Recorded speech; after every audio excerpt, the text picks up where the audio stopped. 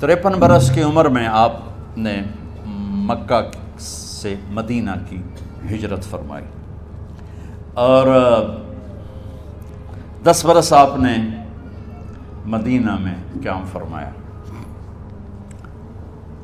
11 ہجری میں آپ حج کے لیے تشریف لے گئے اور یہ صورت آئی 11 تاریخ کو 11 حج کے ذوالحج، اذا جاء نصر اللہ والفتح۔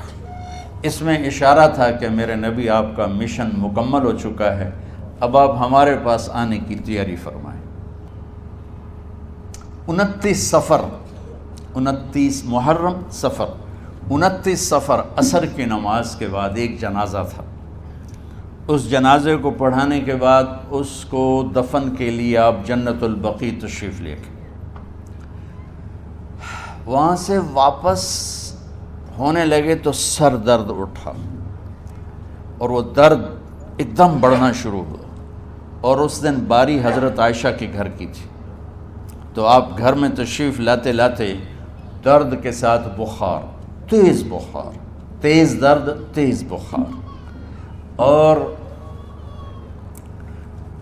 14 دن 12 ربیع 29 30 2 دن یہ اور 12 دن اگلے 14 دن آپ نے بیماری دیکھی، مسلسل سر درد اور مسلسل بخار۔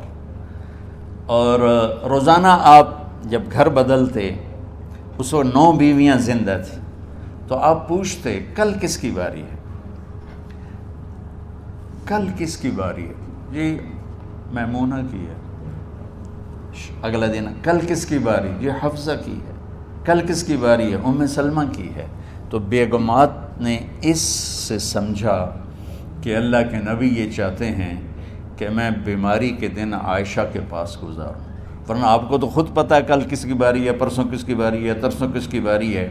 تو حضرت میمونہ کے گھر میں آپ تشریف فرما تھے، تو ساری باقی 7 بیگمات جمع ہوئیں اور انہوں نے آ کے عرض کی، یا رسول اللہ، جب تک آپ بیمار ہیں آپ عائشہ کے پاس آرام فرمائیں، اور جب اللہ آپ کو شفا دے دے تو پھر ہماری ترتیب کو آپ دوبارہ شروع فرما دیں۔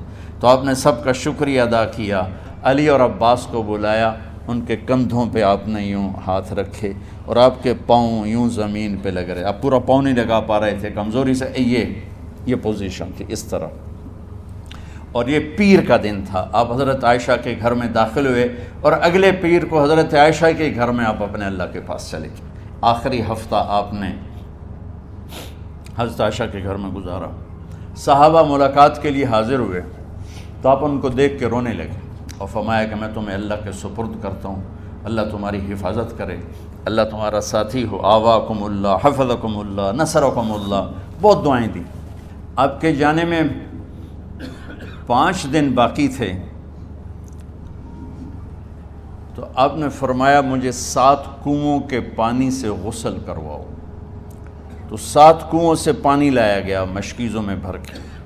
تو حضرت عائشہ کے گھر میں کوئی ایسا ٹب نہیں تھا جس میں بیٹھ کے وہ آپ نہا سکتے، تو حضرت حفصہ کے گھر سے ٹب منگوایا گیا، آپ اس میں بیٹھے، تہمت باندھا ہوا تھا، کرتا اتارا اور آپ پر 7 کنوؤں کا پانی ڈالا گیا، تھوڑا تھوڑا تھوڑا تھوڑا تھوڑا تھوڑا، تو اس سے بخار کی شدت کم ہوئی اور آپ سر درد کی وجہ سے آپ نے ایسے پٹی باندھی سرخ رنگ کی، اور اس کے بعد حضرت علی اور فضل بن عباس کے کندھوں کا آسرا لے کر آپ مسجد میں تشریف لائے اور آپ ممبر پر بیٹھے اور آپ نے فرمایا، لوگوں میرے جانے کا وقت آ چکا ہے، میں نے کسی پر زیادتی کی ہو، کسی کو تھپڑ مارا ہو، کسی کو چھڑی ماری ہو، کسی کا حق دبایا ہو، تو میں اپنی جان کے ساتھ مال کے ساتھ حاضر ہوں، مجھ سے یہیں بدلہ لے لو، آخرت میں میرے خلاف کوئی دعویٰ نہ کرنا، میں آخرت کے حساب کو برداشت نہیں کر سکتا۔ جن کے طفیل لوگوں کا حساب معاف ہوگا، جن کی طفیل، جن کی شفاعت پر لوگ بے حساب جنت میں جائیں گے، وہ روتے ہوئے فرما رہے ہیں کہ میں آخرت کے حساب کو نہیں دے سکتا۔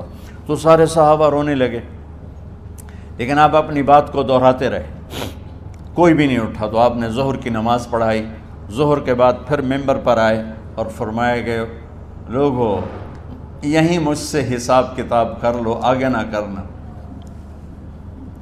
بتاؤ میں نے کسی کا کوئی حق دینا۔ ایک صحابی کھڑے ہو، یا رسول اللہ آپ نے میرے 3 روپے دینے ہیں، 3 درہم۔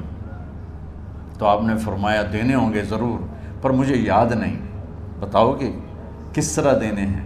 کہ یا رسول اللہ آپ کے پاس سائل آیا تھا، آپ سے مانگا، آپ کے پاس تھے نہیں، تو آپ نے مجھ سے کہا تیرے پاس کچھ ہیں؟ تو میرے پاس 3 درہم تھے، تو آپ نے فرمایا تو دے دے، میں بعد میں ادا کر دوں گا۔ تو کہا ہاں یاد آ گیا۔ تو میرے گھر کے میرے نبی کے گھر میں تو تیل نہیں تھا ایک چھٹانگ جس سے چراغ جلتا، پیسہ کہاں سے آتا؟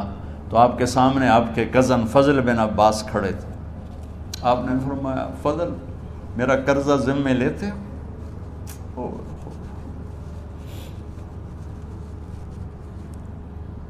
جن کے لیے کائنات سجائی گئی، جنت کی چابیاں جن کو پکڑائی گئیں، جاتے ہوئے 3 روپے دینے کی ہمت نہیں تھی۔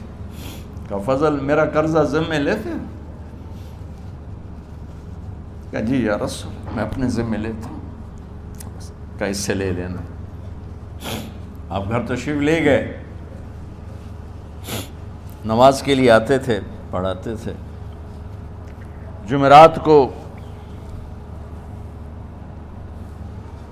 عشاء کی نماز پڑھانے کے لیے اٹھ نہیں سکے، گر گئے، پھر اٹھنے لگے، اٹھ نہیں سکے، گر گئے، پھر اٹھنے لگے، اٹھ نہیں سکے۔ تو آپ نے فرمایا ابو بکر سے کہو نماز پڑھائے، عشاء کی نماز۔ ابو بکر ذرا پیچھے کھڑے تھے، عمر آگے کھڑے تھے، تو لوگوں نے کہا نماز ہی پڑھاونی ہے، کوئی پڑھا دے۔ تو انہوں نے حضرت عمر کو آگے کیا، انہوں نے کہا اللہ اکبر۔ جب حضرت عمر کی تکبیر سنی تو آپ نے اندر سے زور سے فرمایا عمر کو پیچھے کرو، ابو بکر کو آگے کرو، میرے رب کا فرمان ہے میرے مصلی پر ابو بکر کے سوا اور کوئی کھڑا نہیں ہو سکتا۔ جمعرات کی عشاء، جمعہ ہفتہ اتوار کی 15 نمازیں اور پیر کی فجر کی 16 اور جمعرات والی 17 نمازیں ابو بکر نے پڑھائیں میرے نبی کی موجودگی میں۔ ہفتے کے دن ظہر یا عصر میں آپ علی و فضل بن عباس کے کندھوں پر ہاتھ رکھ کے مسجد میں داخل ہوئے اور ابو بکر نماز پڑھا رہے تھے۔ ادھر محسوس ہوا کہ اللہ کے نبی آ رہے ہیں، تو ابو بکر نے یوں پیچھے ہٹنا شروع کیا ایسے تاکہ مصلی سے ہٹ جائیں۔ تو آپ نے ایسے ہاتھ کا اشارہ فرمایا کہ کھڑے رہو، ہٹو نہیں، کھڑے رہو۔ تو وہ پھر آگے مصلی پر آ گئے۔ تو آپ تشریف لائے اور الٹے ہاتھ ابو بکر کے ساتھ بیٹھ کر آپ نے ظہر یا عصر کی 4 رکعت نماز ابو بکر کی امامت میں ادا فرمائی۔ یہ آپ کی آخری نماز تھی مسجد کے اندر امت کے ساتھ اور تشریف لے کے۔ جمعہ کا دن تھا، جبریل آئے، یا رسول اللہ مجھے اللہ نے بھیجا ہے کہ جاؤ میرے محبوب کا حال پوچھ کے آؤ۔ اللہ اکبر۔ تو اب درد اور بخار دونوں چیزیں تھیں، سر کا درد بھی ہیوی ویٹ تھا اور بخار بھی، تپش۔ تو آپ نے کہا جبریل تکلیف ہے، تکلیف میں۔ ہفتے کا دن پھر جبریل آئے، یا رسول اللہ مجھے اللہ نے بھیجا ہے کہ جاؤ میرے محبوب کا حال پوچھ کے آؤ۔ پھر آپ نے فرمایا تکلیف میں۔ اتوار کو پھر جبریل آئے، یا رسول اللہ نے بھیجا ہے کہ جاؤ میرے محبوب کا حال پوچھ کے آؤ۔ 12 ربیع الاول آ گئی، 632 عیسوی اور 11 ہجری۔ آپ کی طبیعت میں بشاشت آئی، تو صحابہ نماز پڑھ رہے تھے، آپ نے دروازہ کھول کے سب کو یوں دیکھا۔ تو حضرت انس فرماتے ہیں ہم سب نماز میں تھے، لیکن جب دروازہ کھلنے کی آواز آئی اور اللہ کے نبی کا چہرہ، تو ہم سب نماز میں یوں ہو گئے، نماز کے اندر ہی سارے اللہ کے نبی کو دیکھنا شروع کر دی، بھول ہی گئے کہ نماز پڑھ رہے ہیں، ایسے گم ہو گئے آپ میں۔ تو آپ نے جلدی سے دروازہ بند فرما دیا۔ یہ آپ کی آخری زیارت تھی اپنی امت کے لیے۔ اس کے بعد آپ اپنے اللہ کی طرف کا سفر شروع کیا۔ تو اشراق کے بعد آپ نے اپنی بیگمات کو بلایا، ان کو بتایا نہیں کہ میں آج جا رہا ہوں، سب سے ملے، سب کو الوداع کیا اور انہیں بھیجا۔ اس کے بعد آپ نے حضرت فاطمہ کو بلایا، جنت کی عورتوں کی سردار، سب سے زیادہ محبوب بیٹی، سب سے زیادہ جگر کا ٹکڑا، دل کا ٹکڑا کا، جس نے فاطمہ کو دکھ دیا مجھے دکھ دیا، جس نے اسے سکھ دیا مجھے سکھ دیا۔ ہاں، ان کو قریب کا، بیٹی قریب ہو، تو ان کے کان میں کہا میں جا رہا۔ وہ رونے لگی، تو ہم نے کہا رو نہیں، چند دنوں کے بعد تیری میری ملاقات ہو جائے گی سب سے پہلے۔ تو 6 ماہ بعد حضرت فاطمہ کا بھی 24 سال کی عمر میں یا 25 سال کی عمر میں انتقال ہو گیا۔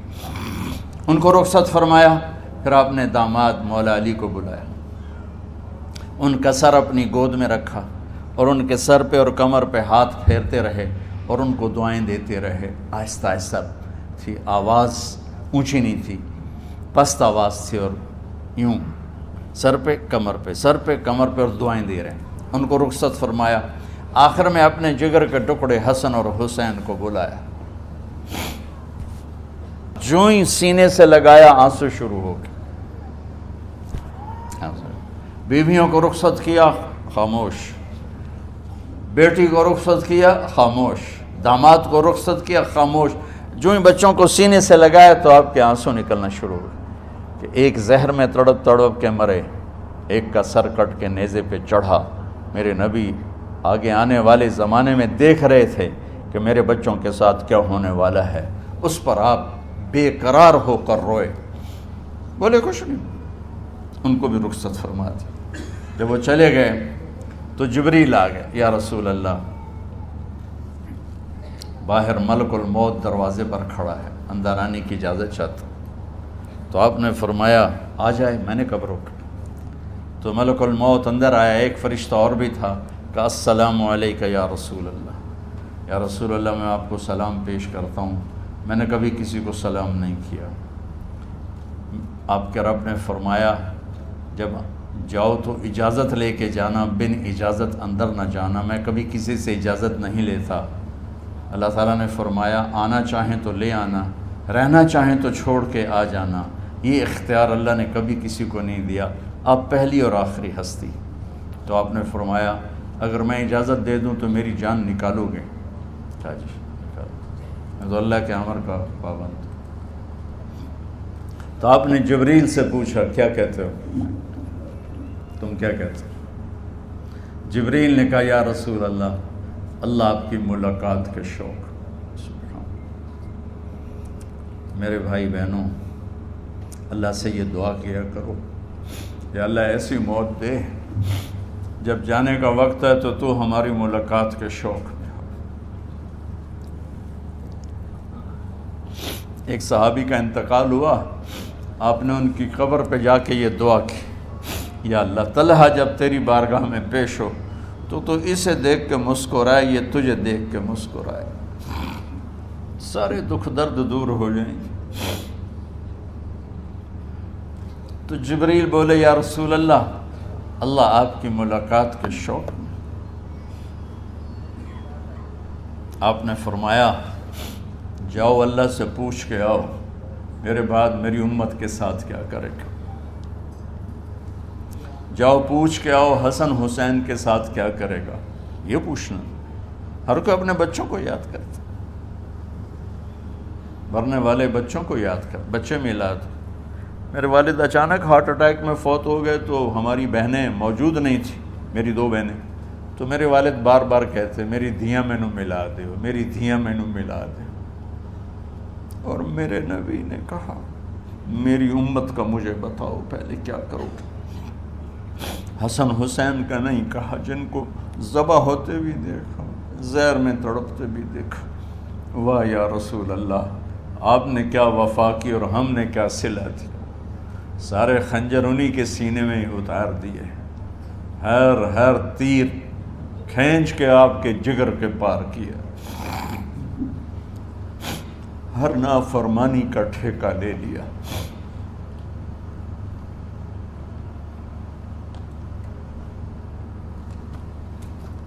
آؤ پوچھ کے آؤ میرے بعد میری امت کا کیا کرے گا.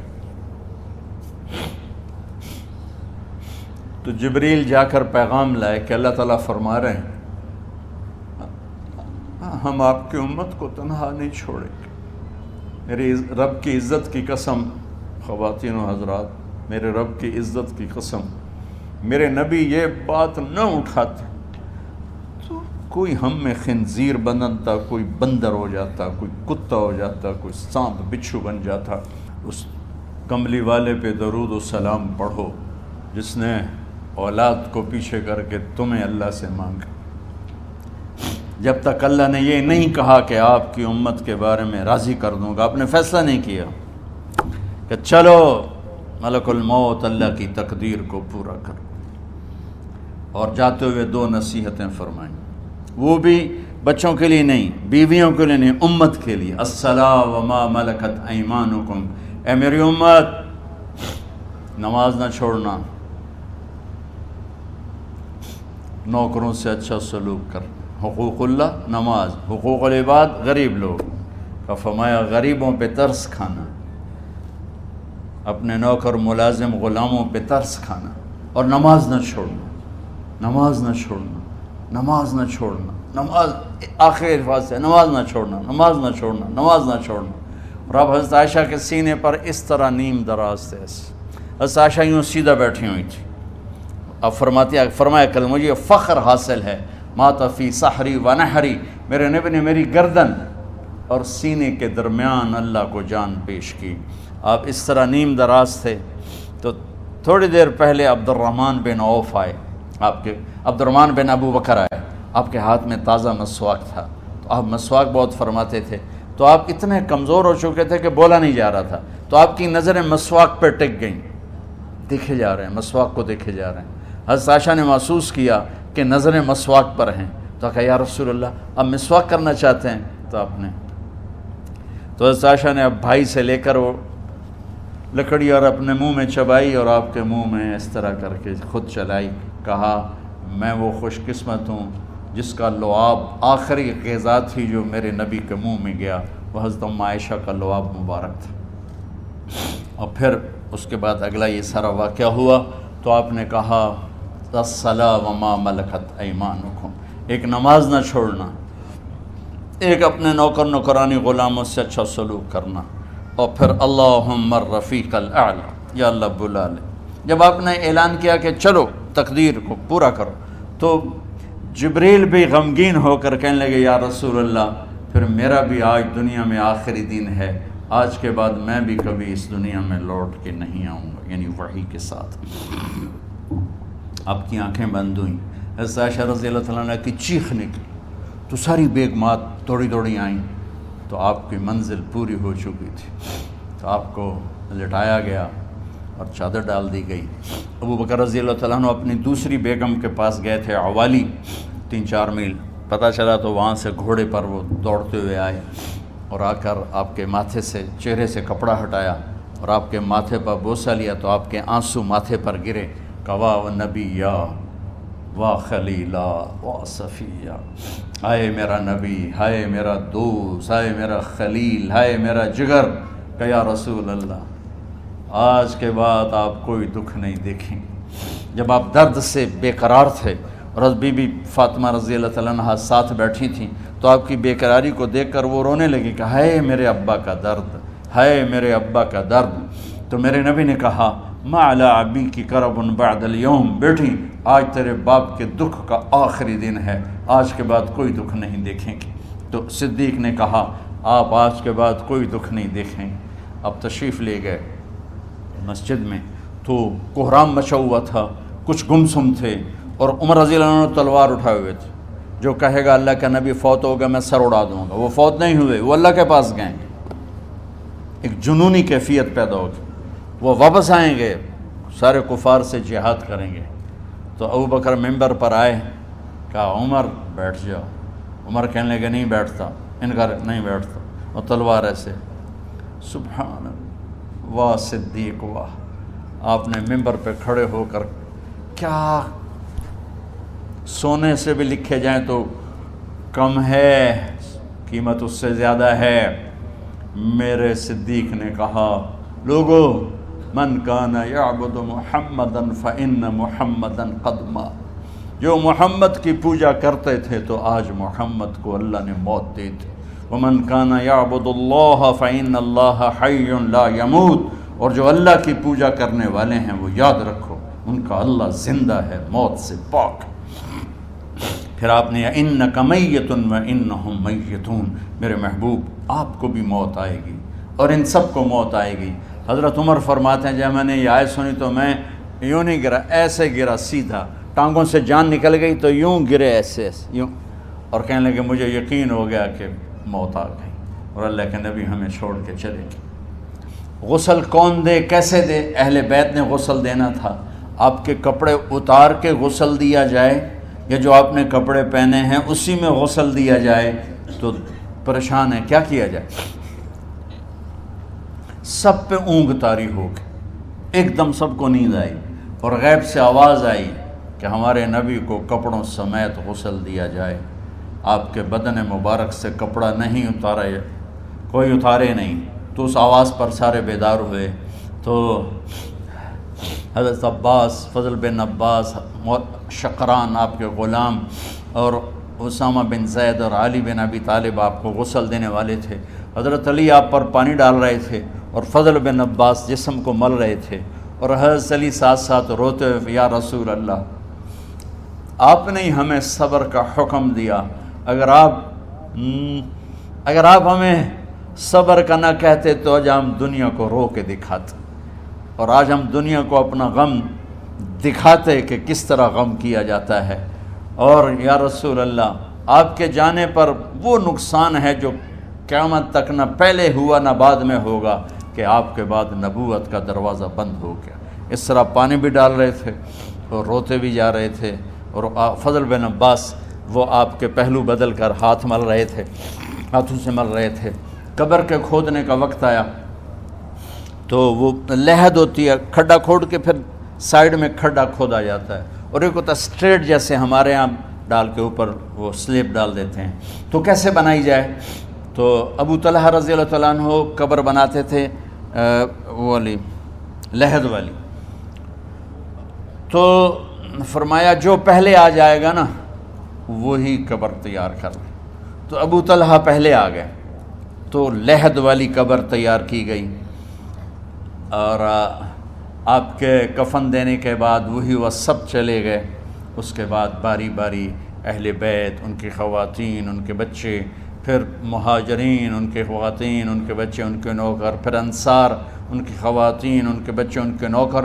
تو پیر اور منگل یہ 2 دن سارے گزر گئے، اور منگل کو عشاء کے بعد جا کر یعنی بدھ کی رات آپ کی تدفین کا وقت آیا۔ تو جب آپ کو قبر میں اتار دیا گیا تو مغیرہ بن شعبہ رضی اللہ عنہ کھڑے تھے، انہوں نے اپنی انگوٹھی اتار کے اندر پھینک دی لحد۔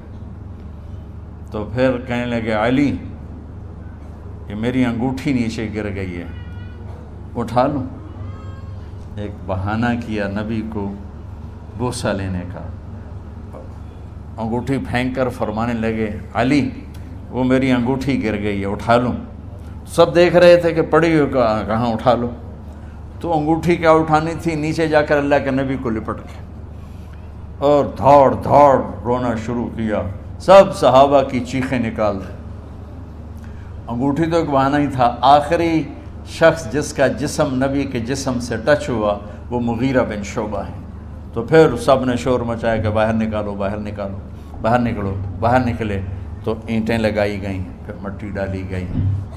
تو جب واپسی ہوئی تو حضرت انس گزرے تو حضرت فاطمہ کھڑی تھیں، طابت نفوسکم ان حسیتم علی رسول اللہ التراب۔ انس کس جگر کے ساتھ تم نے نبی کو مٹی میں چھپا دیا، کس جگر کے ساتھ تم نے نبی کو مٹی میں چھپا دیا۔ اللہ سے ملا دے۔ قبر دیکھنے کو خوفناک ہے، اگر اللہ راضی ہے، جب کبھی قبر سے ڈر لگتا ہے، بہت ہی لگتا ہے، تو خیال آتا ہے اگر اللہ راضی ہے پھر تو مسئلہ ہی کوئی نہیں ہے، چونکہ اللہ نے اپنے محبوب کو بھی قبر میں اتارا۔ یہ نہیں کہا کہ ایک خوبصورت بیڈ روم بنا کے اس میں لٹا دو، کہا قبر میں اتارو۔ اگر اللہ راضی ہے تو مرنے والی ہو یا مرنے والا ہو، تو مزے ہی مزے ہیں. یہ سارے دعا کرو کہ جب ہم دنیا سے جا رہے ہوں اللہ ہم پہ خوش ہو، اللہ ہم سے راضی ہو.